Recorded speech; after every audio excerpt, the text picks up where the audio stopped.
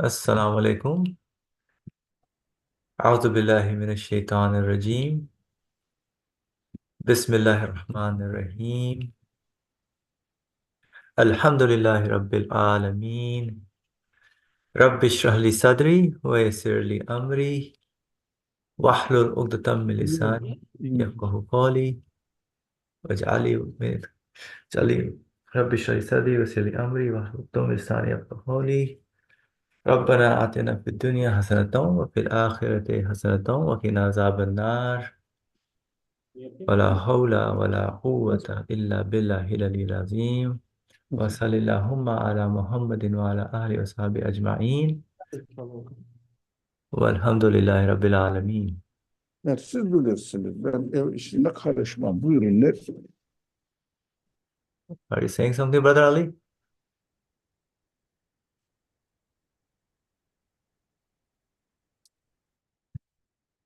Okay.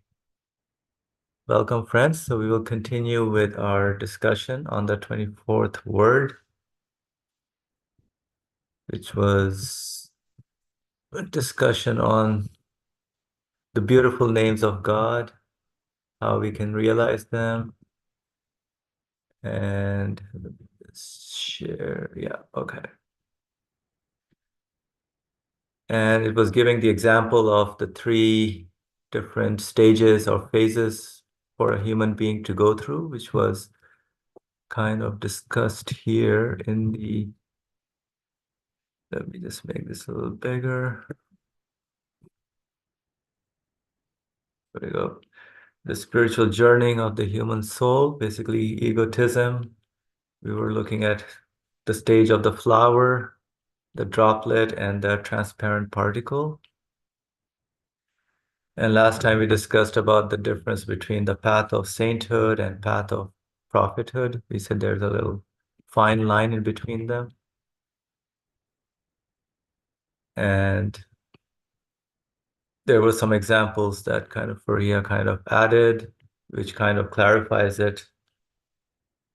So I don't know, Faria, you want to read your examples and explain that a little bit? Inshallah, let's do this. So the fine line between the path of sainthood and prophethood is that in the path of sainthood, the person believes that they will receive sunlight only from the spiritual guide. So in our existential journey, we are all looking for a spiritual guide. And so within the path of sainthood, the person's belief is just restricted to the spiritual guide will provide me with the light. And so taking the analogy of the sunlight, so the person don't see sunlight directly coming from the source, but rather they receive it through a reflector, as in the spiritual guide in this case. And now they're just following this guide and not striving for themselves to directly receive the sunlight. So keyword here is directly receiving the sunlight. And so with the path of sainthood, one is not learning from the teachings to practice for themselves. So find, okay, as within this path of sainthood, you're following the spiritual guide, but you're really not doing any effort to learn or practice things for yourself. Rather, you're relying, or for lack of a better word, you're blindly following the spiritual guide, which we may say like imitation. I mean, I would refrain also from imitation, but I think the whole point here is you're just relying on the spiritual guide rather than confirming things for yourself. And so within this path of sainthood, if I'm following that path, then I cannot connect with the source of my existence. I cannot connect with the source of my existence directly. In other words, I can connect with the source of my existence only through the guide, which is within the path of sainthood. Now, if we were to look into and explore the path of prophethood here, the person believes that definitely the spiritual guide will help me connect with the source of my existence. So the person here takes the spiritual guide as their teacher who should teach them how to receive the sunlight directly. So, and again, when you get to this path of prophethood, the whole idea here is to claim that I'm just a drop in the ocean. I'm not doing anything. All I'm in recognition of is nothing belongs to me, la ilaha, and everything must belong to an absolute source of existence, illallah. What I mean here is also my striving here. It doesn't belong to me. It's like the more needy a person is, the more means are provided for the need to be met. And so, and even as the provider, you're also, hey, this is not my teaching, this is not my knowledge. I'm just sharing with you what I know. So I thought that piece was also important within this path of prophethood. And so the person here are learning from the teachings from the spiritual guide, and these teachings do not belong to a spiritual guide, rather they belong to the sun or the source directly. And so they're confirming what the spiritual guide says rather than just taking the words of the spiritual guide without any confirmation. So in a nutshell, a person who follows the path of prophethood, inshallah, may we all reach that path, then I can connect with the source of my existence directly as taught by the guide. And here I'll use this spiritual guide, in other words, the prophet, peace and blessings be upon him, as a vehicle of teaching. But then I'll learn how to communicate with the creator for myself. And while applying the prophetic teaching, bro, if you can scroll down a little bit, I forgot what I wrote. Thank you. So while applying the prophetic teaching, which in the Islamic studies is referred to as the Sunnah. So people who come from Muslim background, you may have heard of Sunnah a lot. It's referring to prophetic teaching. So while applying the prophetic teaching, which is called Sunnah, we are directly worshiping God. And I thought this was very interesting and powerful because that's what you need. You need the sunlight directly without any medium. Perhaps at first glance, there may be a medium teaching you how to connect, but at the end of the day, you want to connect. So for example, like a toddler learns how to bike, they have the four-wheelers, but then remove the side wheels, then at the end of the day, you want to keep riding your bike. And this is it, alhamdulillah. I do have a little comment and question, but let's see what others have to say. What is your question? I was thinking, so you know how we said that you're connecting with the source of your existence directly? That's awesome. And the source of existence is not of the nature of this universe, i.e., it's an absolute source. But then I communicate in this universe via means, through mediums. And so how does the direct connection happens? Is it the source of my existence speaks to me then directly when I communicate with creation, through means, like the meaning side of things? And then I'm also referring to in terms of sometimes, you know how we have some, I don't want to say thoughts, but like an inspiration that comes to you. Let's say, hey, oh, something. Let's take an example. Oh, let me turn off the water faucet. Like something just comes to your mind, right? What is speaking to you? Who's communicating to you? Like the conscience, right? For example, you're baking something. You're like, oh my God, let me turn this off, right? Oh, I forgot to turn this off, or let me do this. So like this conscience, what is communicating? This inspiration comes to, yeah. Yeah. So the inspiration is a direct speech from the creator. Right. But I communicate with the creator or with the source of my existence through means. But then when I do the prescribed prayers, the rituals, then I train myself to directly connect or directly be in communication and conversation with my creator. So I just wanted to throw this out there. Okay, thank you. Brother Ali, please go ahead. In our discussions, I don't know whether everybody agrees with me or not, but I keep using the Quran cannot be, Quran is not to be imitated, but to be confirmed.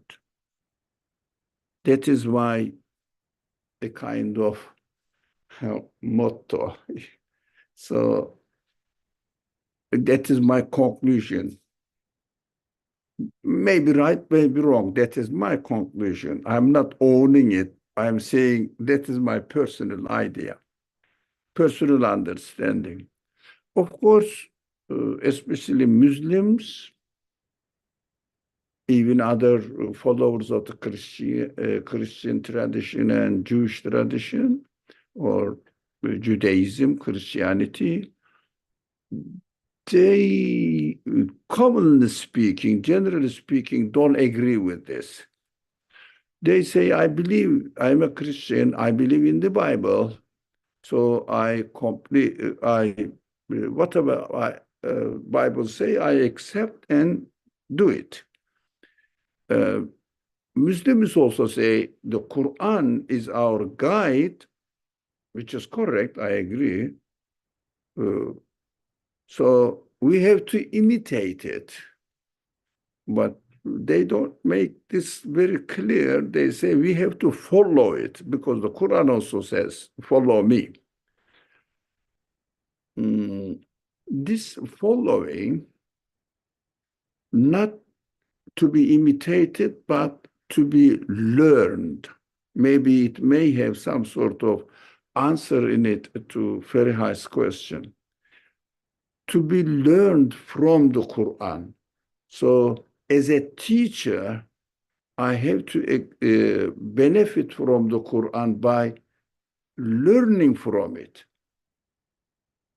And then assimilating what I have learned within myself.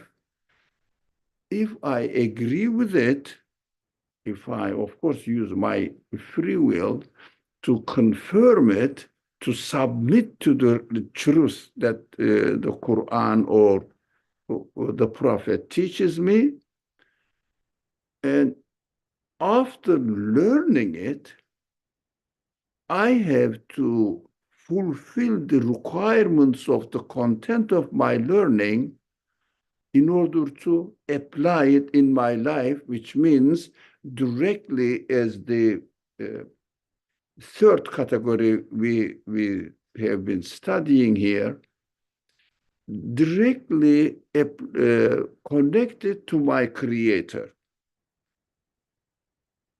So this is the third category, the prophetic tradition, rather than spiritual tradition. This path of prophethood and path of sainthood. Now we have been discussing this matter, and we said the first category, intellectual thought and path of sainthood and a path of prophethood. It is easy to make the distinction between intellectual thought. It is self-centered claim that I know my truth, and that is why I believe in God. That is my conclusion, and I am applying it. But where the difficulties really, even the misconceptions arise, is between the second category, sainthood, and prophethood categories. So reflection, radiance. So sainthood seems to be very, very successful way. I totally submit myself to my teacher, and he receives the light, the example used in the analogy used in the text. He receives the light like the moon is receiving light from the source of light. So I am sure it is from the source of light, I'm sure. So I suffice myself with the reflected light from the moon. It means I suffice myself with the light that the capacity of the moon is reflecting to me, but whatever the light I receive from the moon is limited with the capacity of the moon. It never is able to encompass the whole capacity of the sun, because in and of itself, the moon is dark. He receives it. We have to know that. For example, the Quran is not dark. Quran is the source of light. Prophet is not dark. Why? Prophet Noah said, whatever I am telling to you is my thought. No, what God taught me. We have to understand that sometimes prophets are left. I'm expanding the subject a little bit. In the Quran says, now to decide about this matter, there is a verse, I don't remember the original text here. About this matter, you will decide, O my prophet, Nabi. We have to know that the Quran explains that not only God doesn't only reveal the wahi to the prophet, revelation to the prophet, but also the Quran keeps, I don't know, at least 2 occasions say this, but maybe more than 2, 3, 4. Not many occasions as far as I remember from the whole context of the Quran. So we taught, the Quran says, Allah says, we taught certain prophet wisdom and knowledge. Now, as if God is telling the prophet, saying that according to the wisdom, according to the knowledge, I taught you, use this wisdom and decide about it. So still the source of wisdom is God. So prophets mean, when we say prophet, means never ever takes a position like the one in the first category, which says, this is my conclusion, this is my knowledge, this is my belief, this is my worship, owns it. Prophets never do that by definition. If someone does this, it means it is not prophet. It is not, I thought about it and I'm a very clever, that is clear. So following the prophet, following the Quran is not to be imitated, but learned from them. And by myself now using this knowledge and communicating with the source of this knowledge. Now, acknowledging the source of this knowledge. Who is the source of this knowledge? The sun, in the example.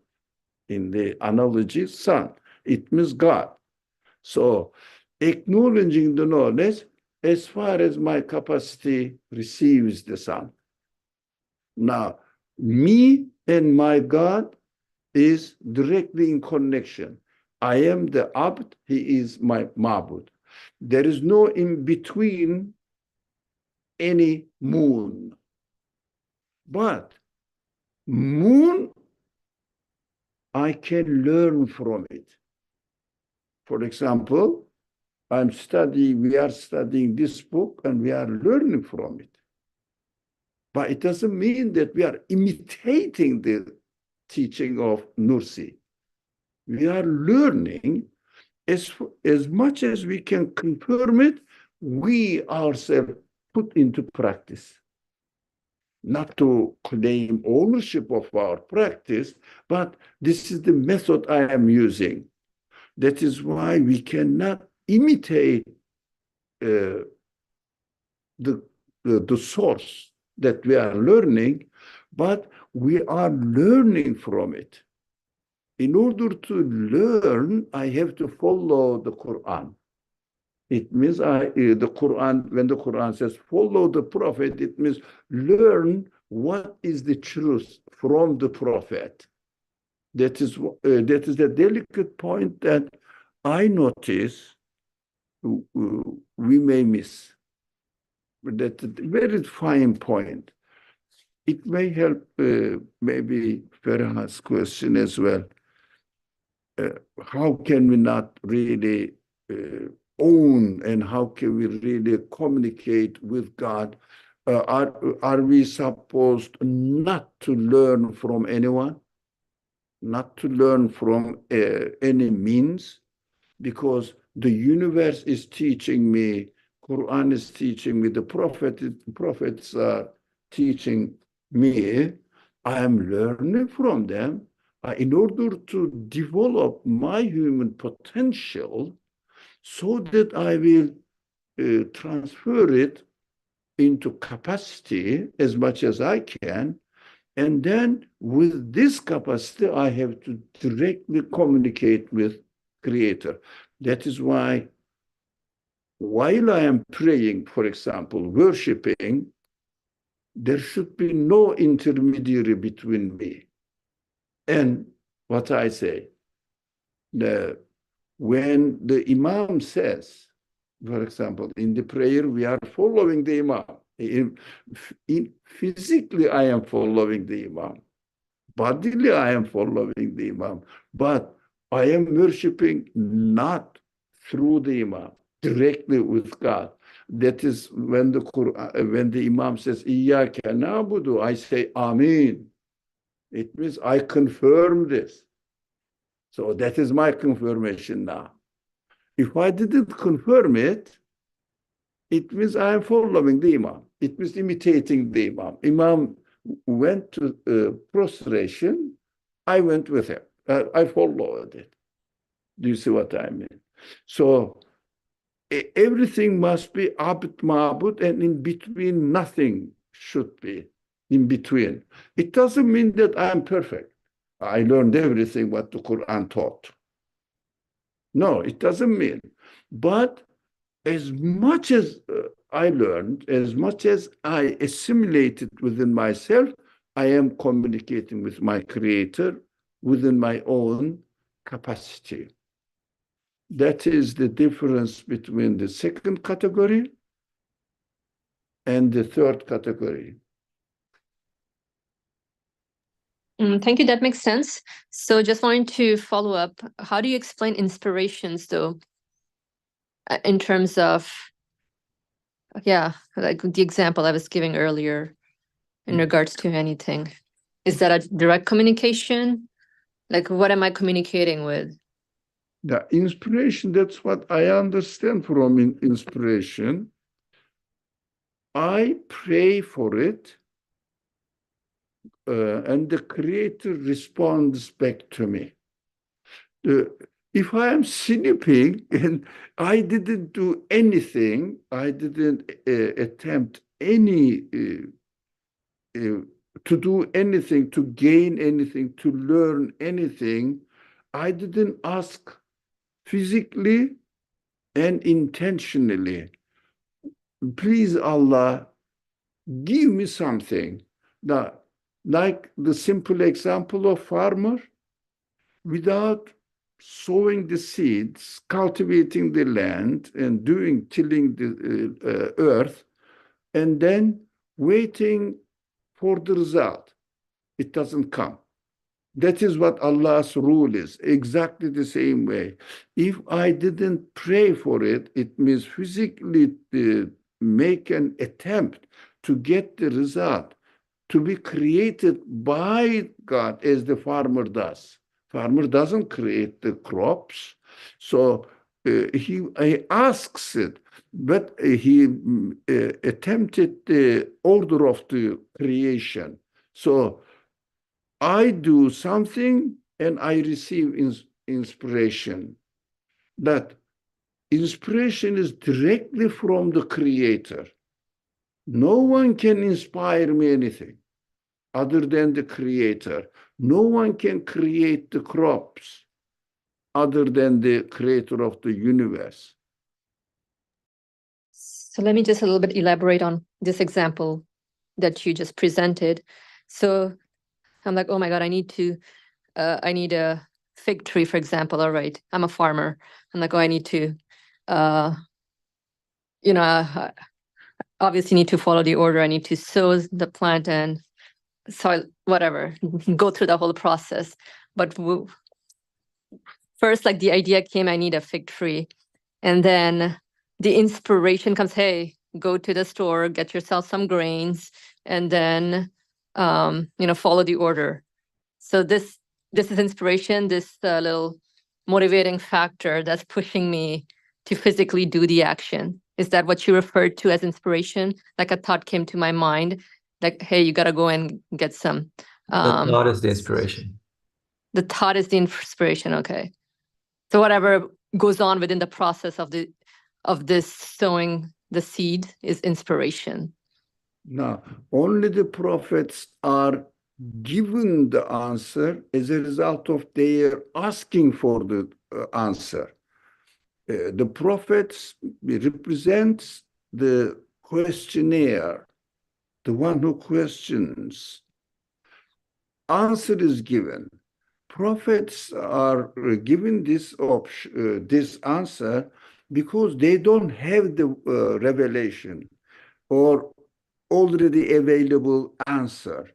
That is why in tradition, if we look at this, all the prophetic tradition in the description of the Quran, when there is no wahi, no source of obtaining the knowledge of the truth is available, then a prophet is employed by the one, who is the prophet?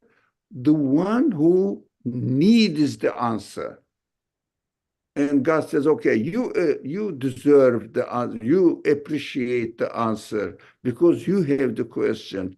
So if I don't have the question, I wouldn't be appointed by definition, of course.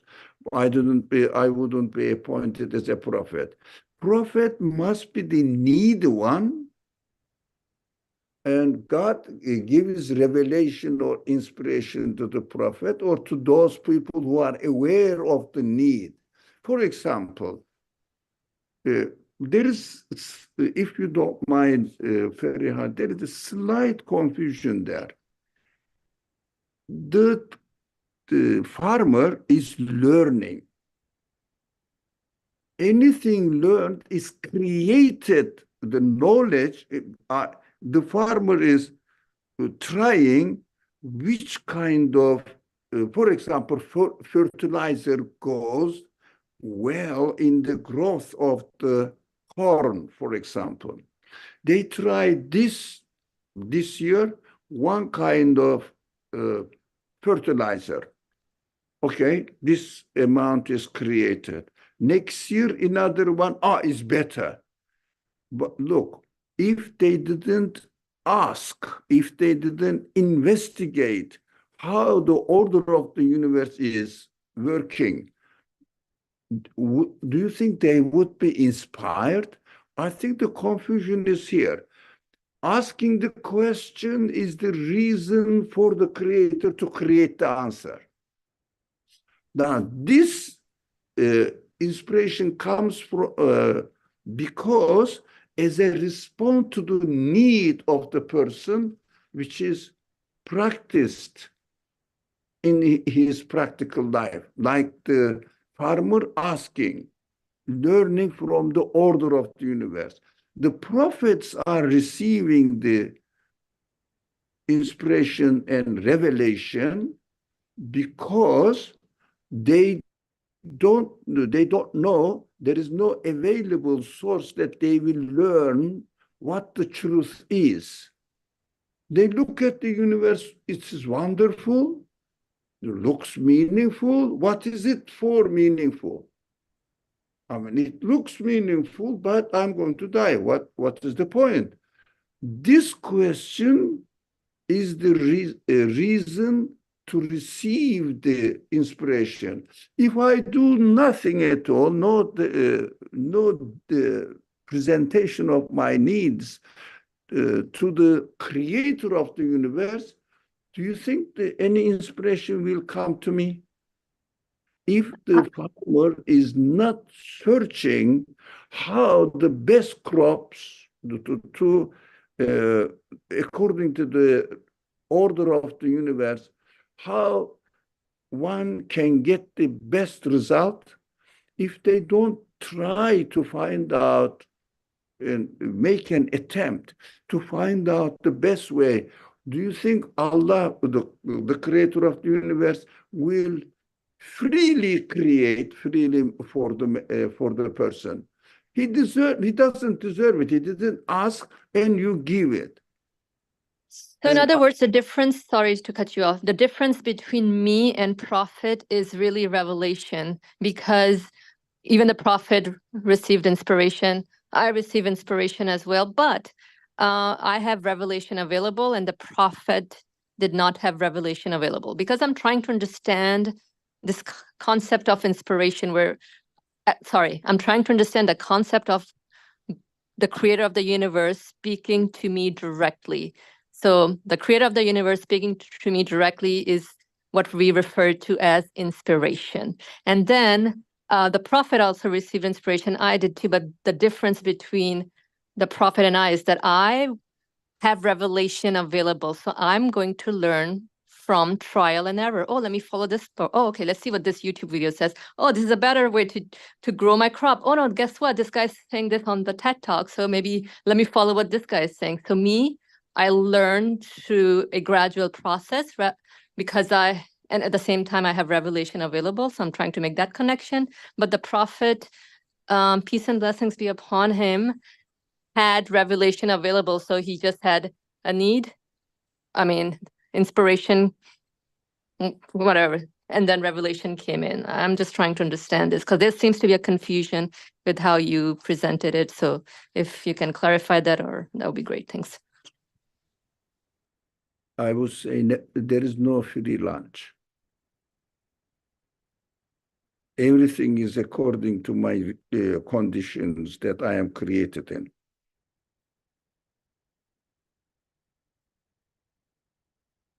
After revelation, I have to study the revelation. And the prophets are given because they didn't have the opportunity. That is revelation. Revelation is universal. Inspiration is personal to the prophet.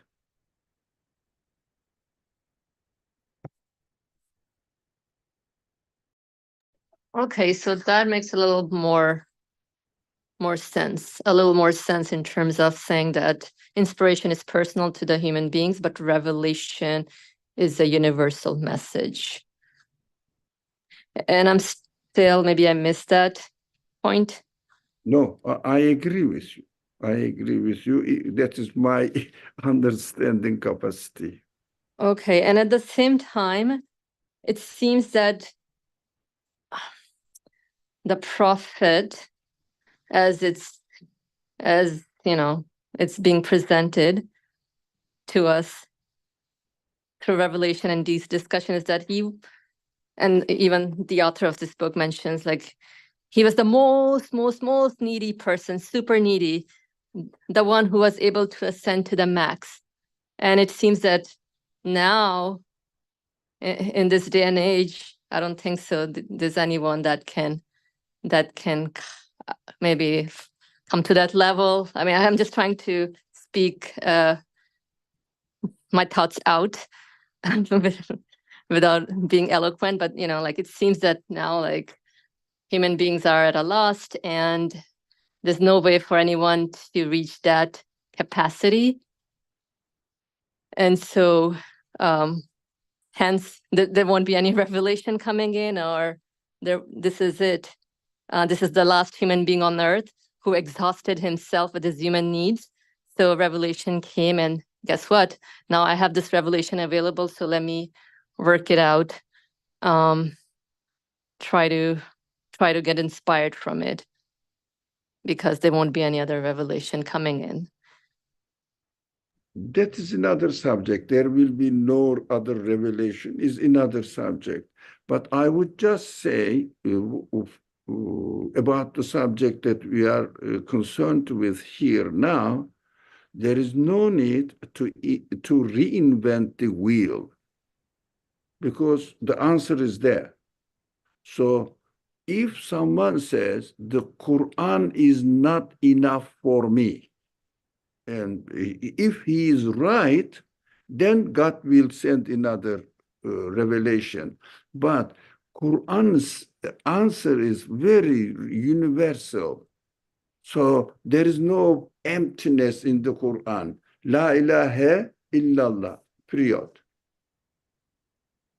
Period. That why La ilaha, universe-wise experience. La ilaha illallah. Universe-wise experience. La ilaha illallah. La ilaha. So, universe-wise, what else I have that I will question? I got it. Nothing can be the source of its own existence. Got it. Finish. So, including myself, everything depends on my understanding capacity of what my universe presents to me. I have the answer. That is another subject that there won't be another revelation. But for the moment, as far as I am concerned, I can find all the aspects of my problems of my life in the examples of the prophets presented to me in the Quran. So generalize it, apply it to myself. So what is left behind that I need to learn? There is no need. That is why I have to learn the Quran and try to assimilate the result of my learning from the Quran into my life. So when it comes to the very details of moral and practical side of my life, prophetic example is there. So I can learn from him as well. Oh, that is why we keep talking about you. Definitely you remember it. Maybe I mentioned this on many occasions, so it is a repetition. From the very low social status and cultural capacity, the prophet started. Orphan, poor, and no knowledge, no ability to be somehow sound, to be intellectual. It means the capacity of intellectual being in that Mecca, in his contemporary time, was poetry. He was very, very bad in being or composing a poem. So zero level, according to standards of the quality that this society or the virtue that this society assumed to be, zero. And from zero to the level of establishing an empire, challenging the empire of that time, empires of that time. So Iran is destroyed.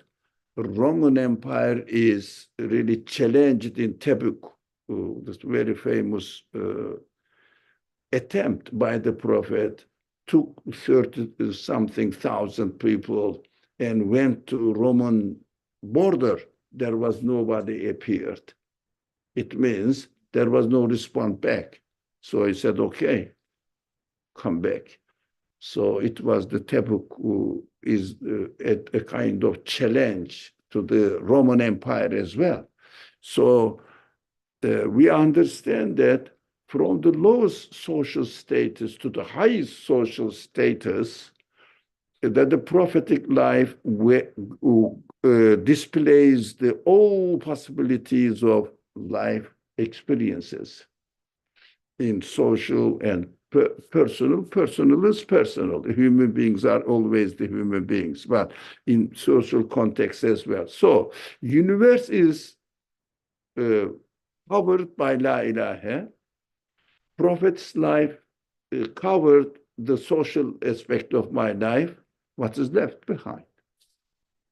So the more I learn, the more inspiration I receive. Thank you. Let me just reiterate again my understanding of inspiration. So inspiration pretty much is a direct communication with the source of my existence. But in the case of the prophet, it was inspiration and revelation. Why revelation? Because a universal speech was needed for human beings to get inspired in the right way, or I would say. Does that make sense? Yeah, it wasn't available. Now, for me, it is available. Mm-hmm. The Okay. definition is this. We may not notice this. I'm not saying here, our friends here. Generally, Islamic, the Muslim understanding may not realize that prophets are sent only when there is no trace of revelation. Or there may be a revelation, but really main teachings of the revelation might have been corrupted in the case of Jesus alayhi salam. Okay, thank you. And so when you were giving the analogy of the farmer, it does make whole sense. The need to sow the seed. But then you were saying that as a human being, I look for the best way. I keep searching for the best way. Did you mean in terms of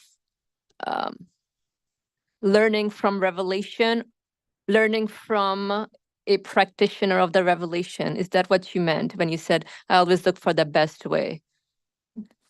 Did you say practice or practitioner of the revelation? Both, because we see that Quranic teaching is very general and usually says, do good actions, behave kindly to other people, be compassionate to other people, but the practice is needed.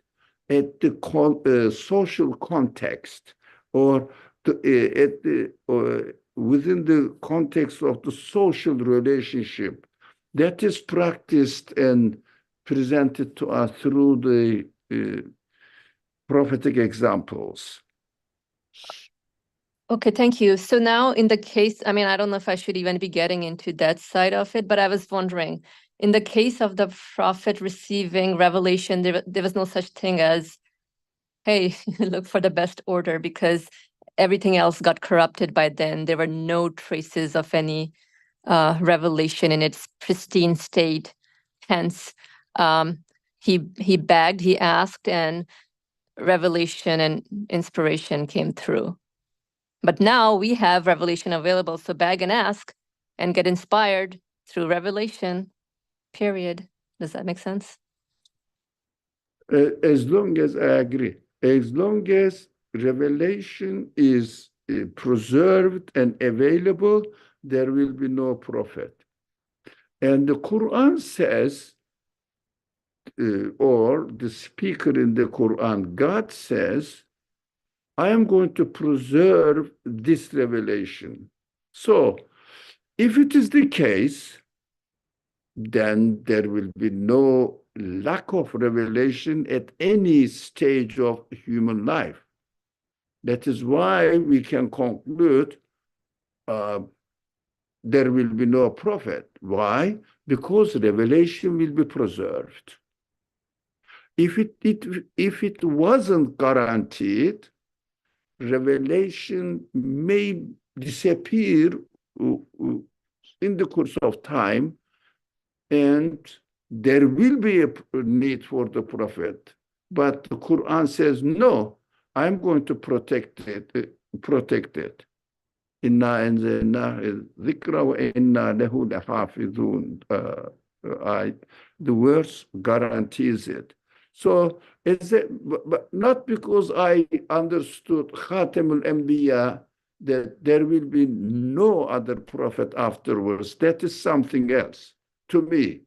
Why I believe, and I'm convinced that there will be no prophet anymore, because Quran is going to be preserved.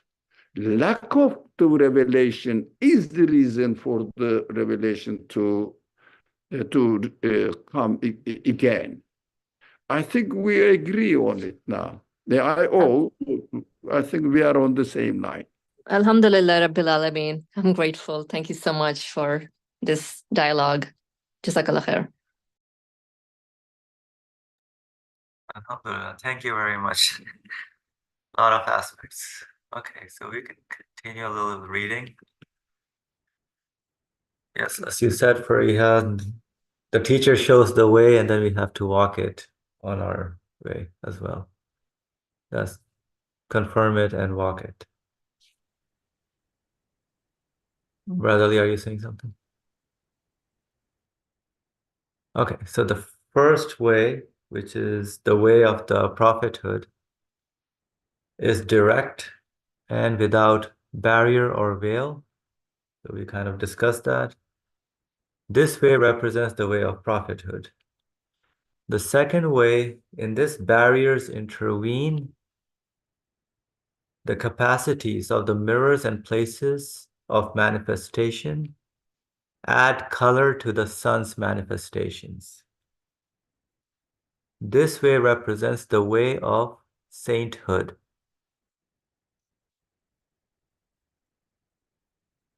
So, and some manifestation, the colors are added in terms of the understanding of the saint, adds his understanding to the message. And that's what's imparted on the one who is following that saint. And there's no, basically, it's no longer direct in a way. There's a barrier now, a middleman in between. For example, we see some stains in on the moon. Not everywhere is the same brightness. Why? Because of the quality of the geological structure of the moon, because it changes the color of the reflection. And also capacity of the moon is limited, like the mirror is limited. So that is why the second way they said barriers intervene. But why? Because of the capacity of the moon. Let's assume that, just assumption, the moon was bigger. We would receive more light from the moon if it was bigger. But we understand that it is limited. So just relying the capacity of the moon and saying that I'm not going to look for I am not going to bother what the capacity of the sun is, that is the second way, because that is enough for me. But we understand, and we will read and see in the following paragraphs or sections, the moon is itself very limited and dark. It means not the source of light at all. So we have to benefit from the moon when we are completely in darkness. Learn from it. We have to now use our reasoning, saying that, look, moon is not the source of light. There must be a source of light then. Moon is receiving. So I have to say, I have to learn from the moon how it really receives the light from the sun.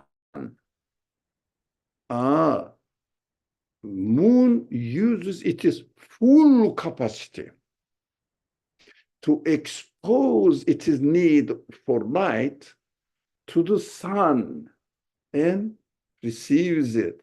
I learn from the moon now.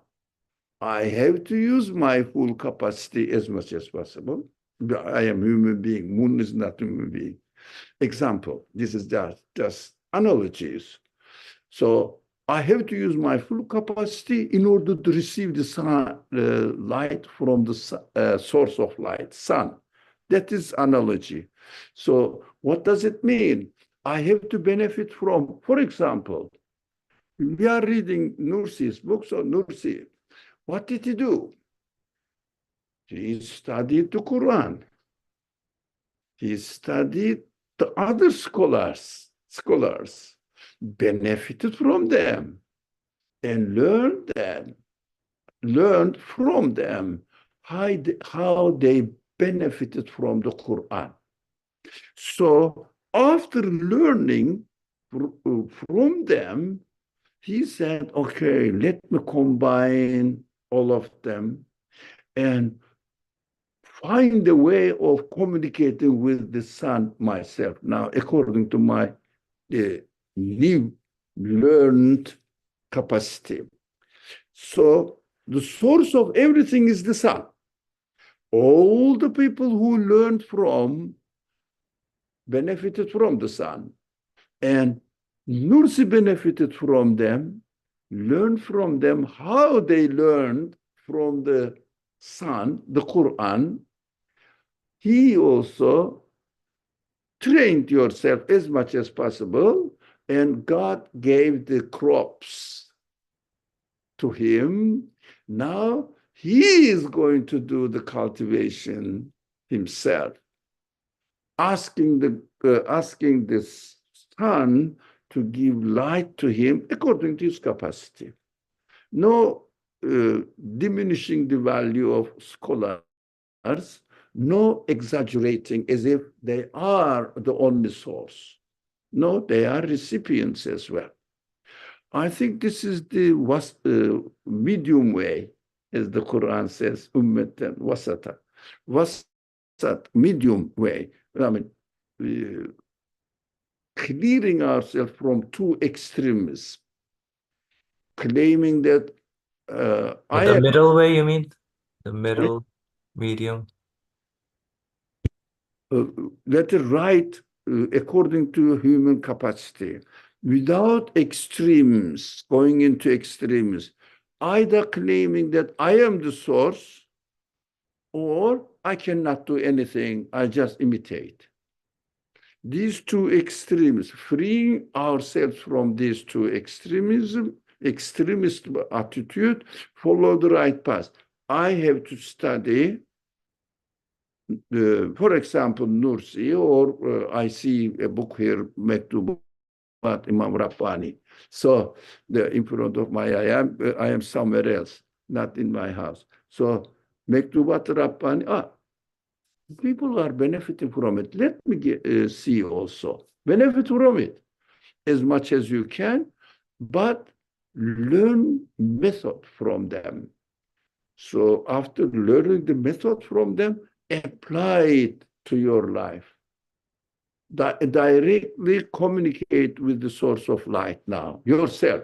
Because I'm not going to worship Imam Rabbani or Nursi. I am going to worship what they worshipped. So from what they worship. So sorry, what they worship. So I expose myself like the moon without having any intermediary. What this is something here. What did they say? First, without any barrier and veil between me and the sun. According to my capacity, that's what I have to understand. The more I transfer my potential into capacity, the larger mirror I will have. That is the point.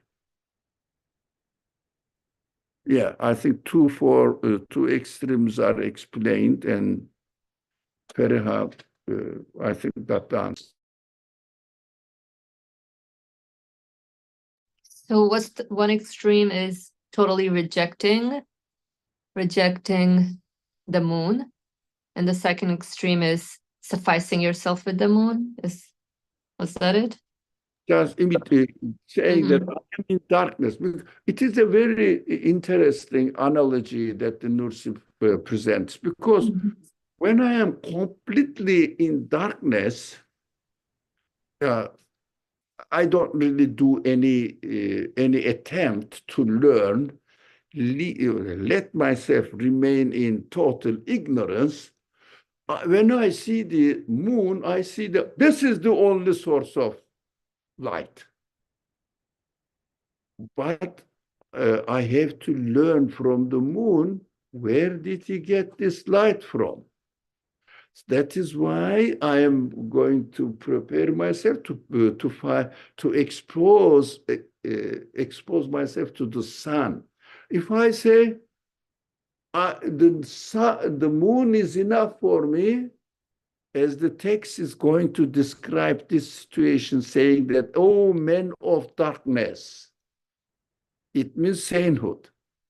Men of darkness represent sainthood. Why?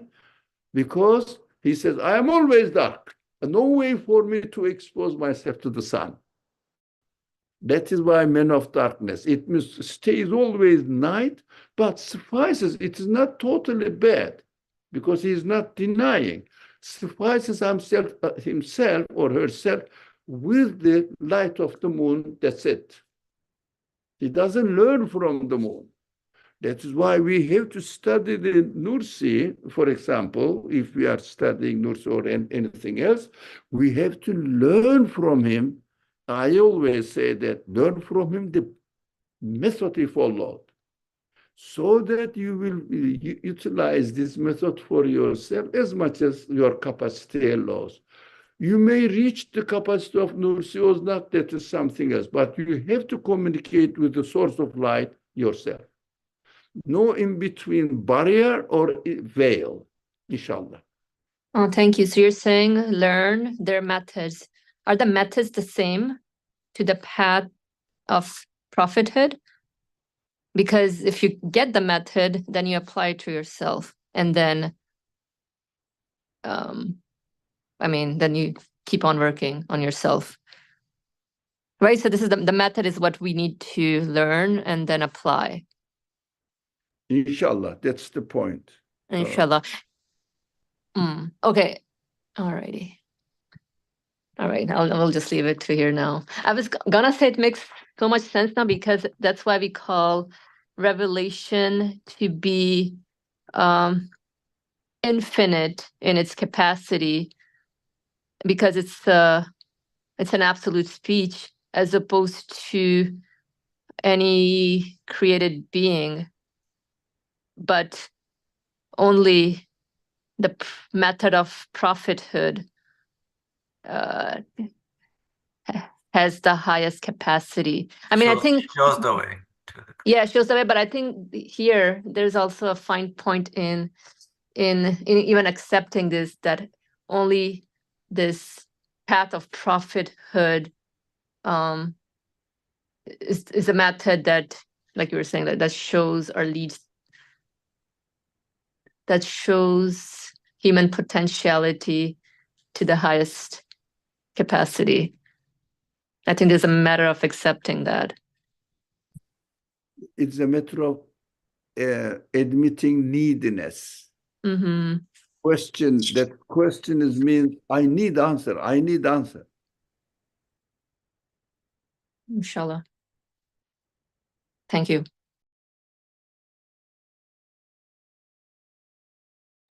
All right, inshallah. So I guess we can stop here for today. Okay, next time we'll continue. بسم الله الرحمن الرحيم سبحانك لا علم لنا إلا ما علمتنا إنك أنت العليم الحكيم وآخر دعوانا الحمد لله رب العالمين بحرمة سورة الفاتحة.